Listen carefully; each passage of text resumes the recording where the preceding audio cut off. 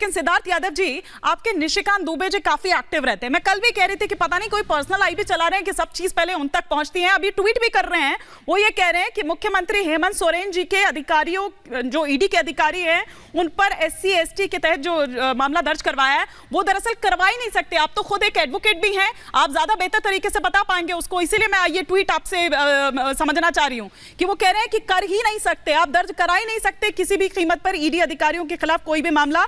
मूर्खता की पराकाष्ठा अगर देखनी है तो झारखंड आइए। देखिए, निश्चित रूप से हिमानी जी, मतलब आप इस बात का अगर दुरुपयोग करना चाहें कि आपके पास राज्य की शासन व्यवस्था है और शासन के अंतर्गत कानून आता है, पुलिस आपके अंतर्गत है, और आप उसका दुरुपयोग करके आप कहें कि मैं कुछ भी कर लूंगा, तो ये तो लोकतंत्र के लिए खराब है। पर आज देखिए कि कैसा दुखद दिन है।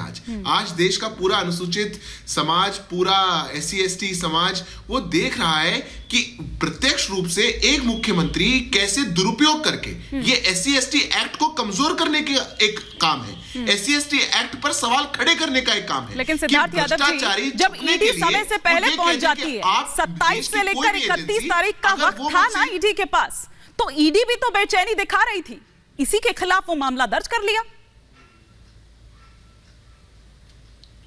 नहीं हिमानी जी, ये कैसी बेचैनी हुई? अगर किसी ने लूट मचा दी और उसकी लूट पर 10-10 समन उसको दे दिए जाएं और उसको कहा जाए कि आप आकर के पार्टिसिपेट करें, तो वो पीछे से झूठे केस दर्ज करवाएगा। ये देश है, ये लोकतंत्र है, और फिर ये लोग कहते हैं ये लोकतंत्र को बचाने जा रहे हैं। ये कहां की बात हुई? अरे आपको मुख्यमंत्री होने के नाते किसी ने नहीं कहा था आप जनवरी तक का इंतजार करते? आपको तो समन बहुत पहले दिए जा रहे थे, गिरफ्तारियां बहुत पहले हो रही थी, हर किसी पूरी इसकी जांच इतने समय से चल रही थी, आप आ जाते पहले और कहते कि मैं पार्टिसिपेट करूंगा। जो सच्चा व्यक्ति होता है मानी जी, वो आता है सामने और कहता है सीने पर कि आइए बताइए क्या आरोप है मेरे पे। अगर कोई गलत करेगी कोई एजेंसी, कोर्ट में जाके खड़ा होता है और वो कहता है कि इनने गलत किया, पर ये लोग कुछ नहीं करेंगे, ये लोग भागेंगे, छुपेंगे, अधिकारी जो आएंगे उनको डराएंगे। यही तो बंगाल में कर रहे हैं, यही कोशिश झारखंड में हो रही है। आज देश के फेडरल स्ट्रक्चर पे एक आघात है और मूर्खता की पराकाष्ठा है, बिल्कुल है।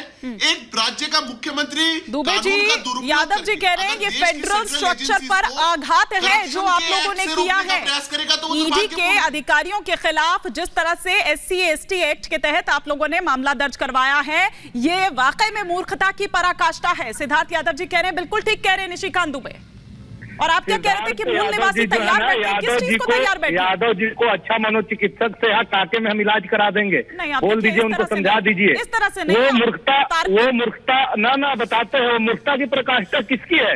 ईडी को पॉलिटिकल वेपन्स कौन यूज कर रहा है? संवैधानिक संस्थाओं का दुरुपयोग कौन कर रहा है? संविधान की दुहाई दे रहे हैं।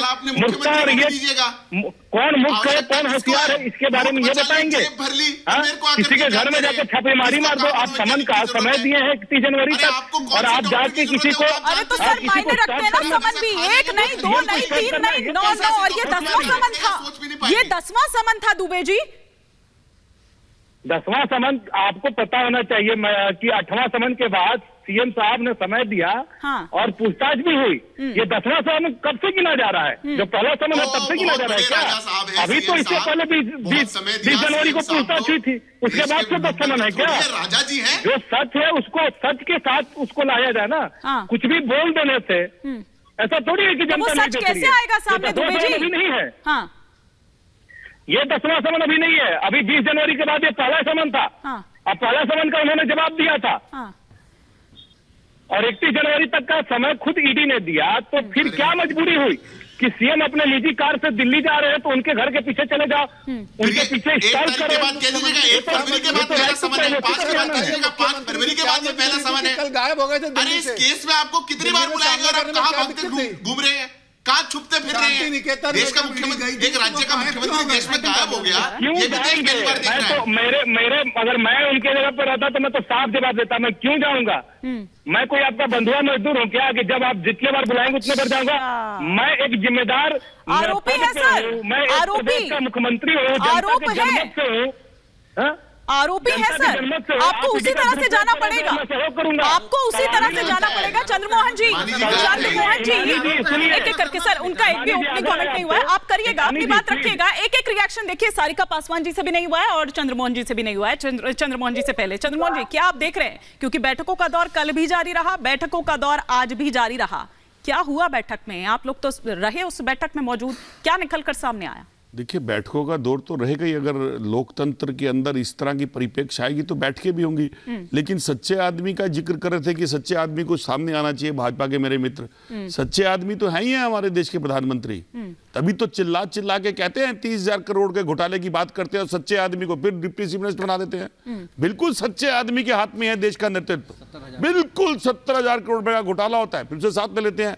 जितने करप्ट आदमी, सुन लीजिए तसल्ली के साथ सुनिए, मैं आपकी प्रशंसा कर रहा हूं, मैं आपकी प्रशंसा कर रहा हूं, बुराई नहीं कर रहा हूं। जो भाजपा के गुण है वो बता रहा हूं देश को।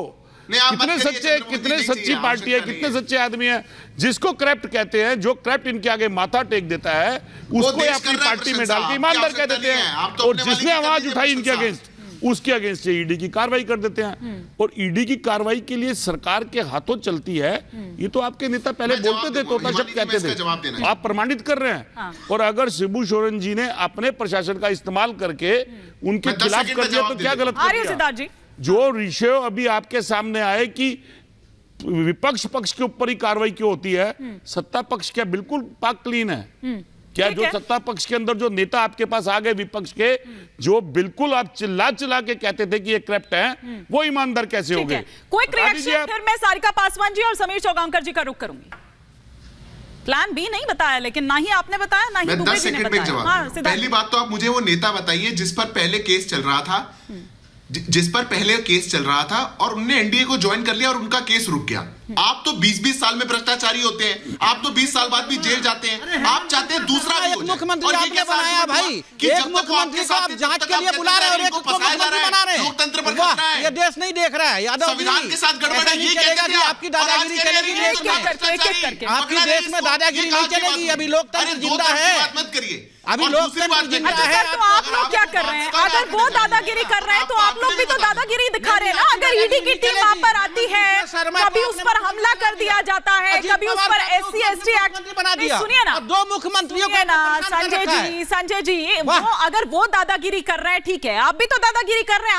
आपकी जो आपकी एक्टिविटी है वो क्या कहलाएगी? वो दादागिरी नहीं कहलाएगी। अगर बंगाल में ईडी पहुंचती है तो वहां उस पर हमला कर दिया जाता है, झारखंड में पहुंचती है तो वो कह रहे मूल निवासी तैयार बैठे हैं। मैं इसका क्या मतलब निकालूं? मूल निवासी तैयार बैठे हैं, क्या मतलब था? मैं बता देता हूं। वो तो बता नहीं पाए। मैं बता दे रहा हूं ना। देखिए, आज विपक्ष के लिए ये मैं बोलना चाहता हूं कि यदि मैं आज झुक जाऊं तो सारा मसला हल हो जाएगा, लेकिन विपक्ष का जो नजरिया है, सारिका जी की सोच है, उसका क्या होगा, उसका जो किरदार है उसका क्या होगा? ईमानी जी, विपक्ष को ये झुकाना चाहते हैं। ये पहली भारत की ऐसी सरकार है जो विपक्ष से नफरत करती है, विपक्ष से इनको डर लगता है। और मैं विपक्ष के लिए भी कहना चाहता हूँ, घोटाला नहीं हुआ, घोटाला नहीं हुआ। मैं विपक्ष के लिए भी कहना चाहता हूँ कि विपक्ष एक डरा हुआ विपक्ष तानाशाह को जन्म देता है। आज जितने भी विपक्षी दलें हैं, जितने विपक्षी दलें हैं, इन सबको एक जगह आना चाहिए। मैं बार बार कह रहा हूँ, कितना एक जगह लगाएंगे सर? एक कर सब छिटक गए। हो गया आपका INDIA का, हो गया आपका INDIA का बंटाधार।